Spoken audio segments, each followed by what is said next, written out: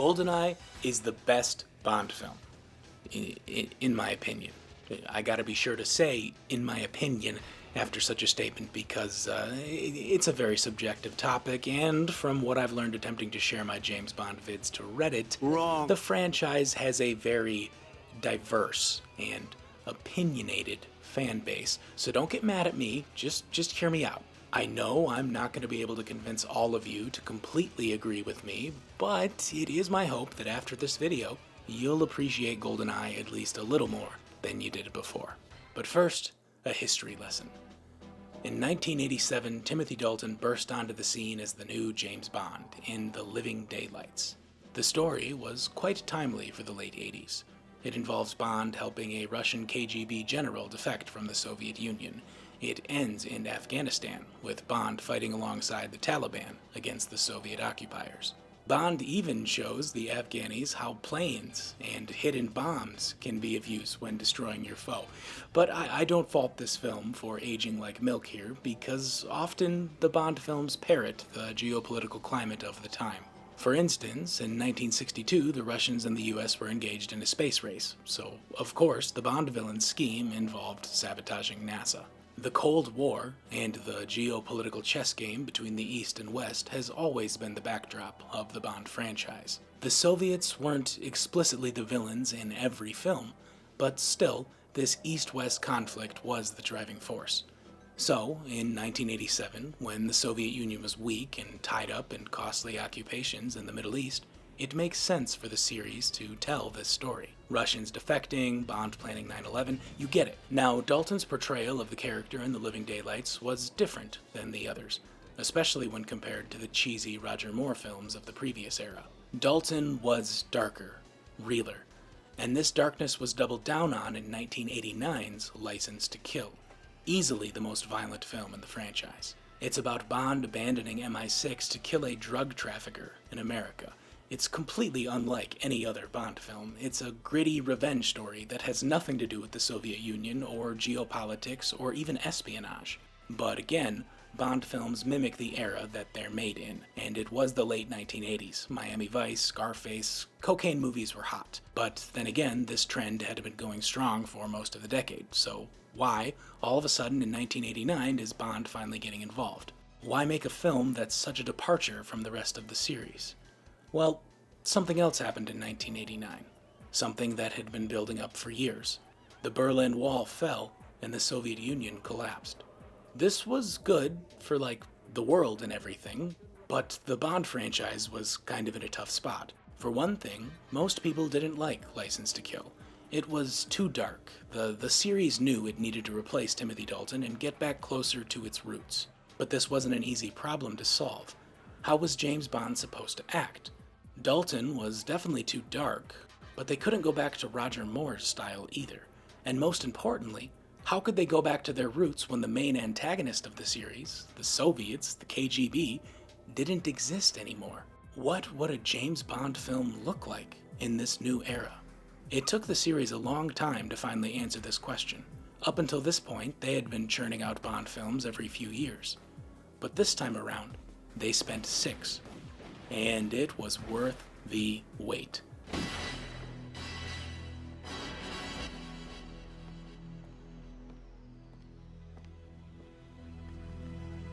You were expecting someone else? Goldeneye released in 1995, and it was beautiful. It perfectly solved every problem the series faced in '89. For one thing, the lead actor. Pierce Brosnan as Bond was flawless. He made the character lighter, more likable than Dalton, but still managed to take it seriously. He was the perfect mixture of fun and realism. And also, he was just really goddamn cool. I mean, just look at him. But it would take more than a pretty face for Goldeneye to succeed. This is 1995. The turn of the century is approaching. This is an entirely new era. The Soviet Union is gone. The Cold War is over. Computers and digital technology are spreading like wildfire.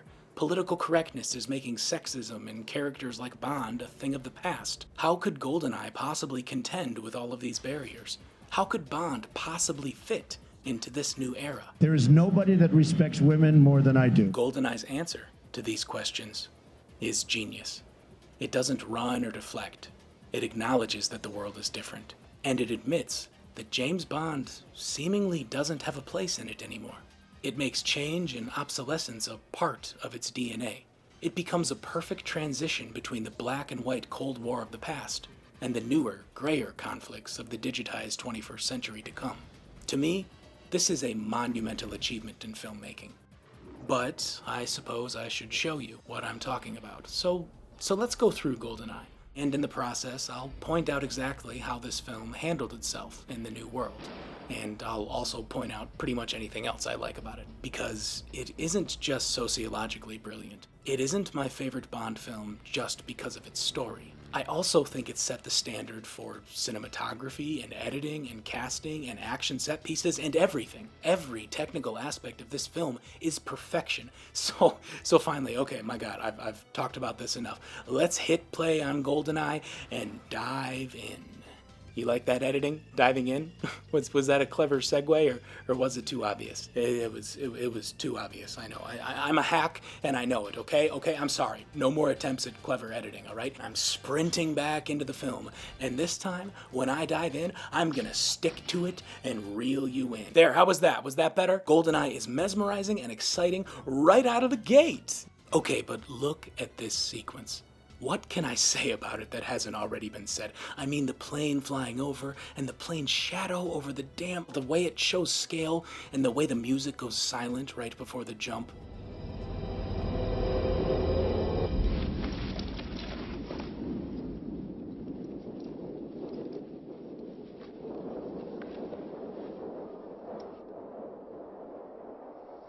I like that, besides in this glimpse of Pierce's piercing eyes, Bond is kept as a silhouette, shrouded and mysterious. It's not until the moment he unveils himself to someone in the film that he's unveiled to the audience. It's a clever little way to tease the fact that you have a new actor in the role.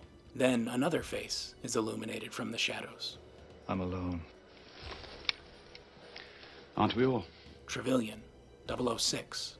Their objective is to sabotage this Soviet chemical facility. And yes, I said Soviet chemical facility. This entire sequence takes place 9 years before the rest of the film, in a time when the Soviets were still in control. Soviet propaganda on the TV adds to this effect. James? For England. For England, Alec.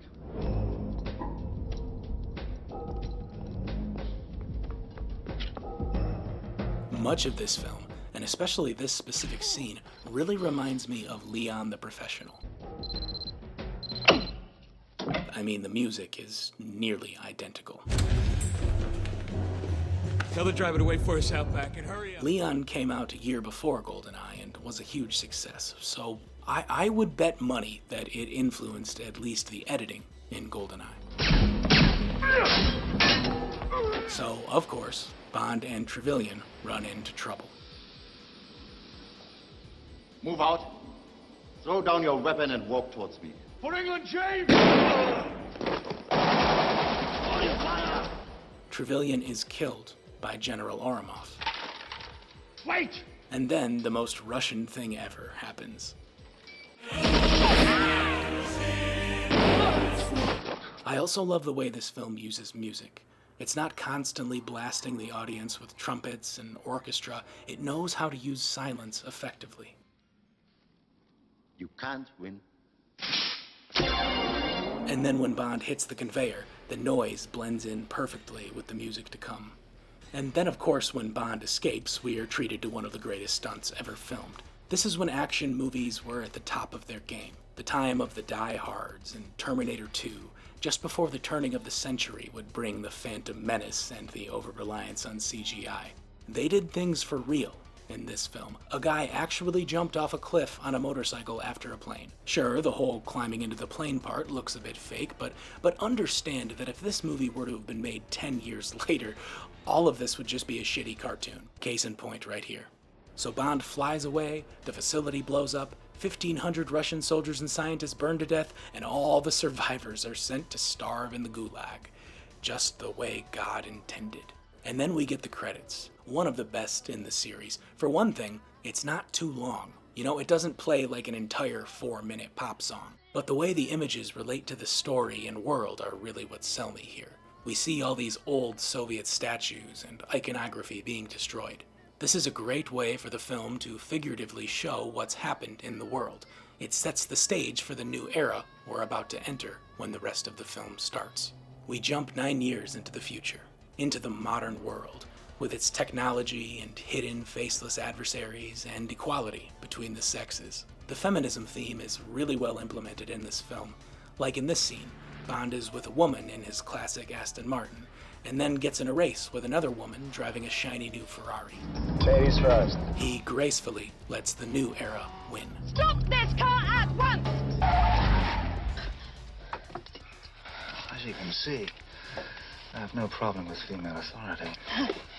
Bond heads to a casino to investigate this woman with the Ferrari. This scene is a great callback to the classic Bond films.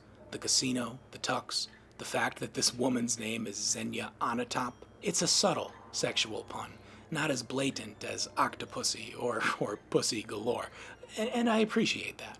Your accent, Georgian? Very good, Mr. Bond. Bond learns that Xenia is a former Soviet. You've been to Russia? Not recently. I used to drop in occasionally. Shoot in and out.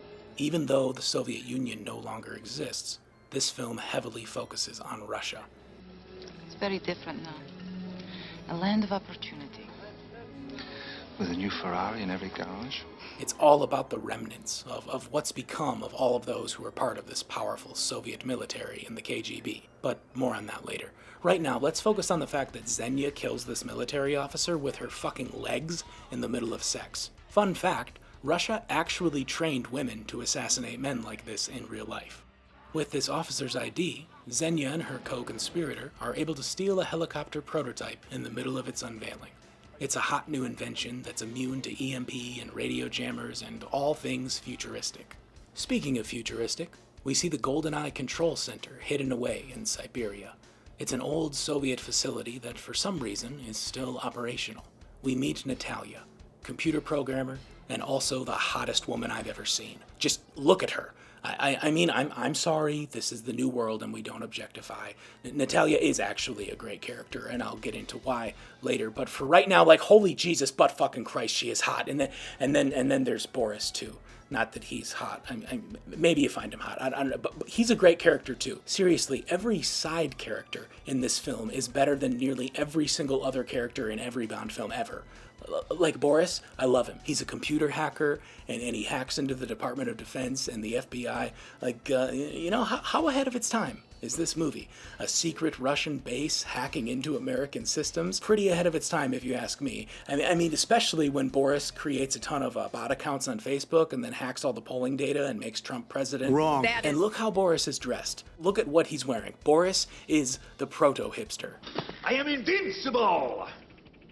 He goes outside to smoke his rolled cigarette because, of course, he smokes rolled cigarettes. And hey, look at that. It's the stolen helicopter. General Oramov, remember him from before he shot 006? Well, Oramov was the other guy with Xenia in the helicopter.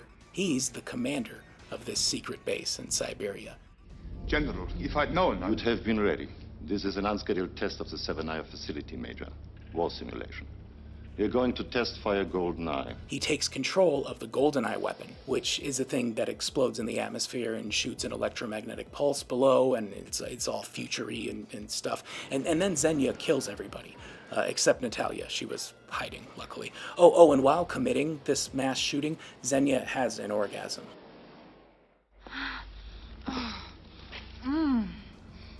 What is not to love about this woman? An alarm is triggered, and Russian jets are sent to the area. Oramov activates this futuristic weapon and targets this facility itself. Xenia and Oramov fly off in the helicopter, and then we cut to MI6 headquarters in London. I've never seen you after hours, Moneypenny. Lovely. I was on a date, if you must know, with a gentleman. We went to the theatre together. Oh, Moneypenny, I'm devastated. What would I ever do without you? As far as I can remember, James, you've never had me. This is the best exchange Bond ever has with Moneypenny. Okay? This is the best one. You know, this sort of behavior could qualify as sexual harassment. Really? And, you know, for the whole New World thing, it perfectly fits with the themes of feminism and change. It does all that perfectly, but it's also just really good dialogue. The flirtatiousness, the subtext in every line, it's perfect, okay? This is the best one. What's the penalty for that? Someday you have to make good on your innuendos. After you, Moneypenny. No, I insist. You first. Since this alert at the Goldeneye facility has triggered some attention, the British are watching from above through a satellite. I love how this scene cuts between the satellite images on the screen and what's actually happening on the ground. The Goldeneye blows up over the facility, blasting it with an EMP. The image on the satellite back at MI6 is knocked out. The jets crash, one of them right into the satellite dish. The control room under the satellite dish implodes, but the helicopter gets away unharmed. Natalia manages to escape, and when the satellite image returns, Bond can see that at least one person knows what happened. Electromagnetic pulse, a first-strike satellite weapon developed by the Americans and Soviets during the Cold War. There's nobody that understands the horror of nuclear better than me. Oromov. They made him a general. He sees himself as the next Iron Man of Russia. So if you're starting to see what I'm talking about with like remnants of the Soviet Union and old Russian tech and ideas coming back to sow chaos in the New World, you're gonna hear me say this a lot, but oh. He, she, or they. How ahead of its time this film was. The Prime Minister's talked to Moscow. They're saying it was an accident during a routine training exercise. Governments change. The lies stay the same. The next scene, in which M gives Bond the mission of finding whoever is responsible, really hits home the theme of the changing world, of Bond's fleeing purpose in it, of all the feminism stuff. You don't like me, Bond. You don't like my methods. The thought had occurred to me. Good. It really was a brilliant choice to have the new M, Bond's boss, be female. Because I think you're a sexist, misogynist dinosaur. A relic of the Cold War. They don't like each other at first. Neither one is going to give respect. It must be earned. If you think for one moment I don't have the balls to send a man out to die, your instincts are dead wrong. Much like how it is with the conversation with Moneypenny, these characters feel like actual characters, not just props to move Bond to the next set piece, like it seems in most of the other movies. Would you care for a drink? Your predecessor kept some cognac in the top. I prefer bourbon. Ice? Yes. These feel like real humans having real interactions in a way that no Bond up until this point had ever really done.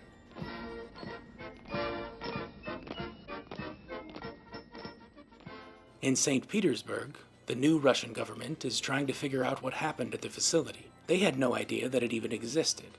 Oromov joins the group and gives a scapegoat for the attack. But the defense minister doesn't quite believe him. These two men clearly don't like each other. The minister represents the new, castrated Russia that's subservient to the West, while Oromov is a general from the time of Soviet greatness. Like Bond, Oromov is a relic of the Cold War. There was a girl also whose body was not among the dead. Natalia Fyodorovna Semyonova, a level 2 programmer. I will investigate immediately, Defense Minister. Natalia gets a hold of Boris, hoping that maybe he survived the attack like her. He did, and as it turns out, he's working for the attackers. He sets her up to be kidnapped, seeing as how she's the only one who knows that it was Oromov behind the attack. What else do we know about the Yana Syndicate? Top-flight arms dealers headquartered in St. Petersburg. Bond is told that Xenia is linked to a crime syndicate in Russia named Janus, or Yanis. To learn more about the crime group, Bond will have to infiltrate the underground crime world of Russia. Bond arrives in Russia and meets with a CIA operative who can put him in touch with Zherkovsky, a powerful Russian mobster. Zherkovsky used to be a KGB agent before the fall, and now he's a wealthy criminal. It really doesn't get any more historically accurate than this. As soon as Russia dropped the communist system, greed took over. Many of the men who once ruled the country with state control just went on to rule it with wealth and corruption and crime. Since the fall of the Soviet Union, Russia has been ruled by mobsters who originated in the KGB. What is it that brings you to my neighborhood? Still working for MI6, or have you decided to join the 21st century? I hear the new M is a lady. This Zurkowsky scene is genius. If you pay attention, there's so much of this historical context layered throughout it. He's just a man. Zurkowsky talks about his time in the KGB, when Bond shot him in the leg. While Bond spared his life, Zurkowsky still walks with a limp, bearing the pain of his defeat every day. The capitalist won, and now the former Soviet Union has to bear the pain.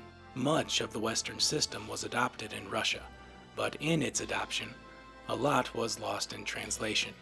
It's kind of like a big, fake, corrupt, bastardized version of the West. And in the background of the scene, Zurkowsky's mistress is dancing up in some shimmering American cowboy outfit, singing a classic American song.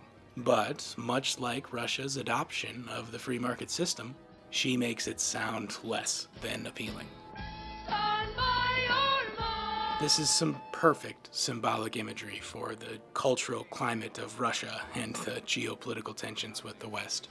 Basically, after Bond gives Zurkowsky a bunch of money, he agrees to set up a meeting between Bond and this Janus group, who, again, Bond suspects of being behind the Goldeneye attack.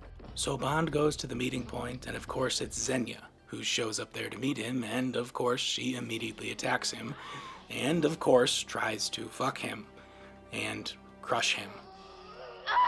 So, maybe Bond, has to push back against feminism a little. No more foreplay. And then Xenia takes Bond to Janus, and he pushes back a little more. Sweet dreams. Bond finds himself in a graveyard for all the Soviet statues. Giant crumbling statues of Stalin and Lenin, and again, remnants of Russia, the Soviet Union. Do you get it? We all get it, but it's still great. I love this environment. It's so eerie, almost in like a weird supernatural way, like the ghosts of these former ideas are coming back to haunt them. It's a great little section.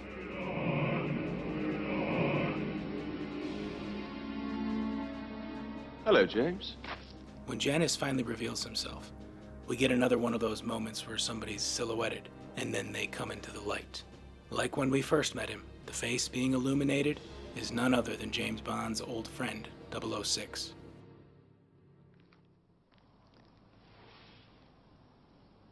Alec? Back from the dead. Trevelyan, the good friend Bond assumed dead for the last 9 years, is still alive. While the technology used in this scheme is Russian, the threat wasn't seeded by Russia. It came from the West. It came from Bond's former friend. Only to come home. Well done, good job, but sorry, old boy. Everything you risked your life and limb for has changed.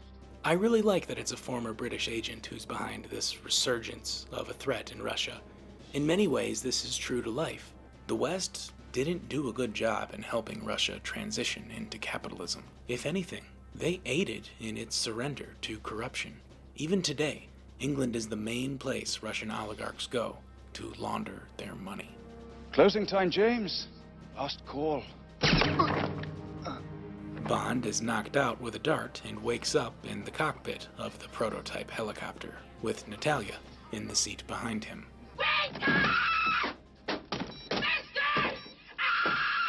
I really want to use this as the ringtone, like to my alarm clock on my phone. Like every morning, just hearing this.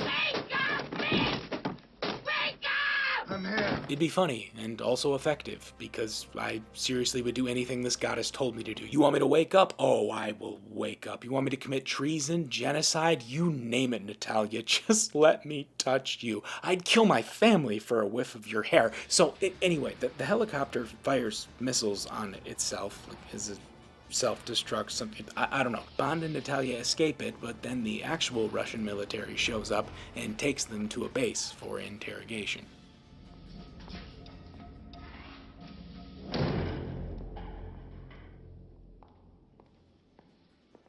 Again, another great scene with like actual acting and characters and great cinematography. Like look at these shots. Look at the lighting. How is there not a consensus that this is the best Bond? I don't get it.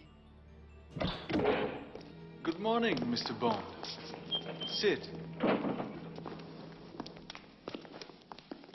The defense minister enters their interrogation room, ready to accuse Bond of the attack.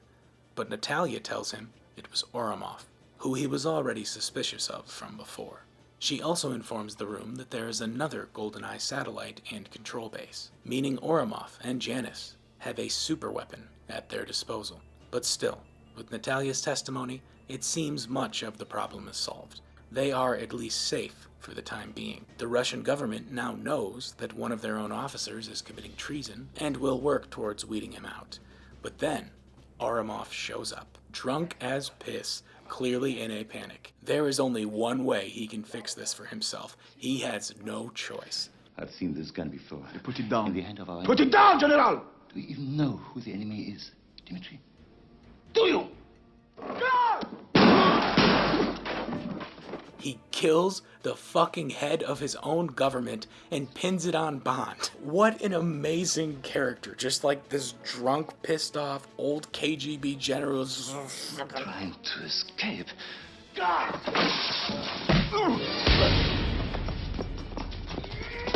With all the soldiers in the building thinking Bond just killed the president, Bond now has no choice but to shoot his way out.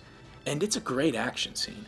It's a little over the top in places, but every guy that Bond kills doesn't really have a chance to fight back. You know, he catches them off guard or hoses them down when they're in like a choke point. Bond isn't doing anything superhuman here.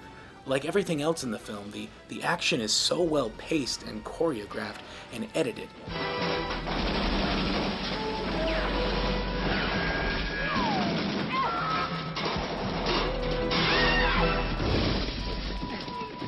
Ourumov snatches Natalia from Bond and drives off with her. She's the only piece of evidence that proves what really happens. Bond has to get after him, but he has the Russian army in front and behind him. The only way someone could realistically get out of this situation is with a fucking tank. And they actually drove a tank on the streets of St. Petersburg. The Russians let them film this here. And wow, what an exciting scene it turned out to be. Just amazing stunt work. And the way the music is timed with the statue falling. Expert filmmaking from start to finish. Ourumov leads Bond to Trevelyan's lair, which is an old Soviet armored train. Operating out of this train means Trevelyan is constantly on the move, guaranteeing his location can never be tracked. Bond derails the train and gets inside.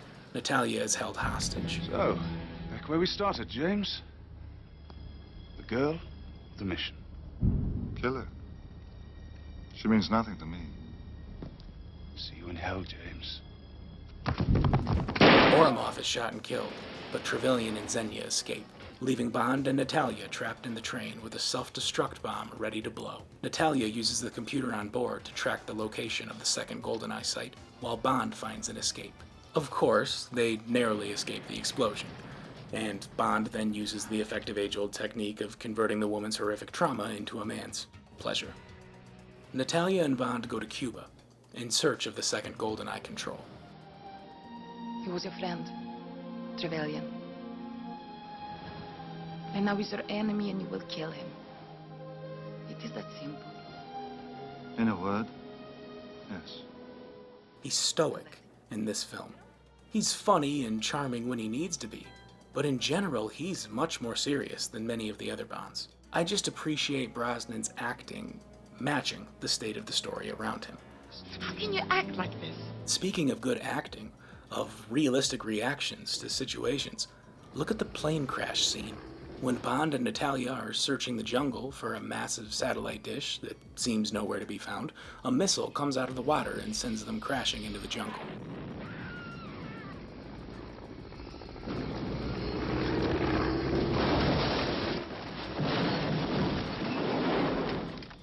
They don't just get up and walk away from this like they would in any other movie. It messes them up. They lay there on the ground for what could be hours. And then when a helicopter arrives to check on the crash and Bond looks up at it, it's just so beautifully shot and well put together.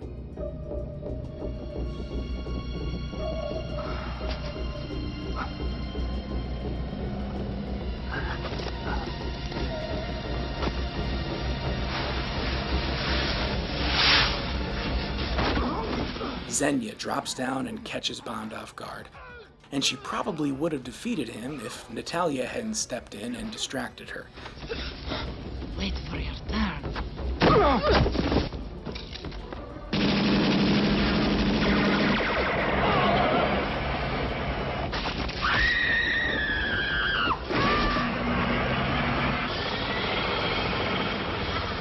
And wow, what an amazing death for a villain. I mean, sure, she probably would have been ripped in half if this happened in real life, but still, I love it. And then it's revealed that the satellite dish is concealed in an artificial lake. No wonder they couldn't see it. And can I just take a second to say, like, holy shit, what an amazing layer. And also, like the fact that it's in Cuba. It's this old Soviet techno weapon that's been hidden in Cuba since presumably the 60s. Like, that's so cool. With the Cuban Missile Crisis being the most dramatic moment of the Cold War, having the second Goldeneye here makes so much sense. It's so cool. And again, it really plays into that theme of old remnants resurfacing in the new. When Bond and Natalia storm the control room, Bond is captured right away, while Natalia sneaks off and causes damage. And I love Trevelyan's scheme. You break into the Bank of England via computer, then transfer the money electronically. Just seconds before you set off the Goldeneye, which erases any record of the transactions. It's not just erasing bank records. It's everything on every computer in Greater London. Tax records, stock market, credit ratings, land registries. The United Kingdom will re-enter the Stone Age. A worldwide financial meltdown. I love that the remnants of the Soviet past still might be able to topple capitalism after all. Really, I love everything about this scene. Look at that amazing set and the tension with the grenade pen.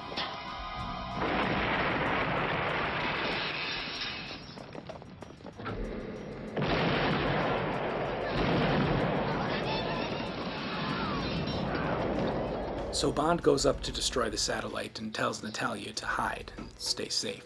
Trevelyan goes up after Bond, but Bond manages to break the satellite. But at this point, the scheme doesn't matter to Trevelyan. This is all about the showdown between former friends. They shoot at each other with their rifles, and in maybe the only time in James Bond history, the rifles run out of ammo in a realistic amount of time. And speaking of realistic, this fight, it might be one of the best fights in the franchise. There's so much emotion behind it too. And just look at the way that Bond is lit versus how Trevelyan is lit here. Everything about it is so well made. This is such a good movie. And then just when Bond is about to be bested by the villain again, Natalia shows up and distracts them.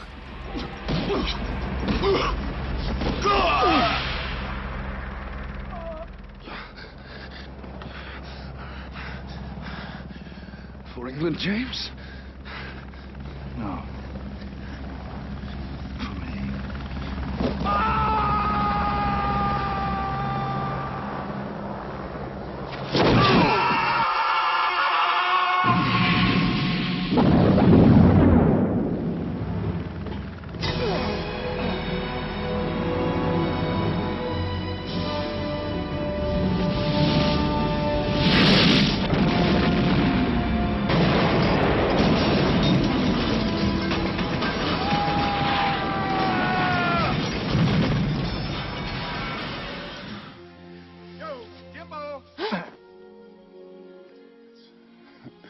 I said I'd be here, huh?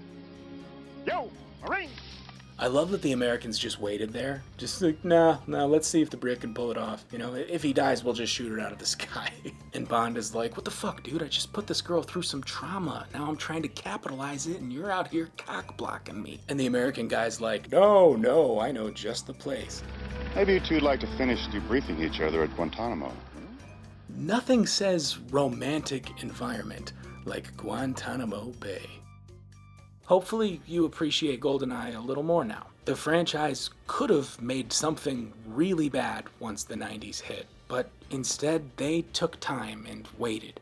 They soaked up the environment of the new world and they made a movie that perfectly fits into it. If anything, it was far ahead. Not just geopolitically, but socially as well.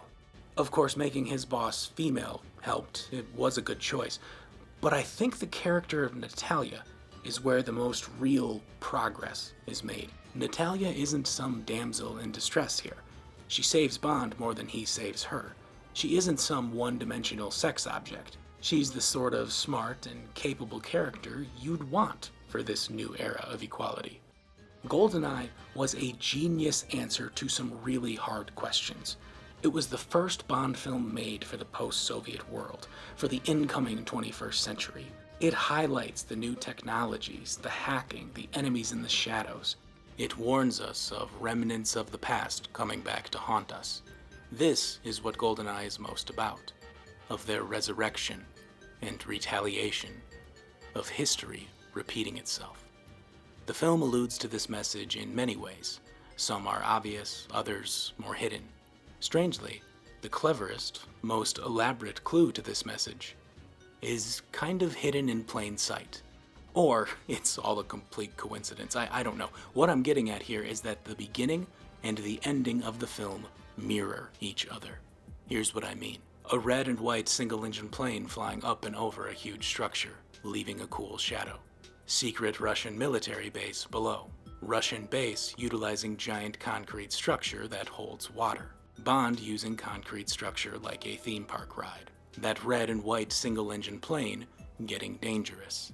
Bond ambushing a guard from above. Bond on a sabotage mission, running along a high-altitude man-made path. Tunnels, shootout, captured. Bond taking cover behind and planting explosives on tanks of flammable material. 3 minutes, 3 clicks. James, for England. For England, James. Being suspended upside down at the end of a really long fall. Being suspended upside down at the beginning of a really long fall. Trevelyan dies. Bond jumping onto aircraft in midair and escaping just as the base explodes, completing his mission and trapping Trevelyan in the fiery wreckage. The beginning and ending of Goldeneye mirror each other. Now again, maybe this is all just a coincidence. Or maybe Goldeneye is saying history repeats. And if not, at least it rhymes. Maybe Goldeneye is on a completely different level.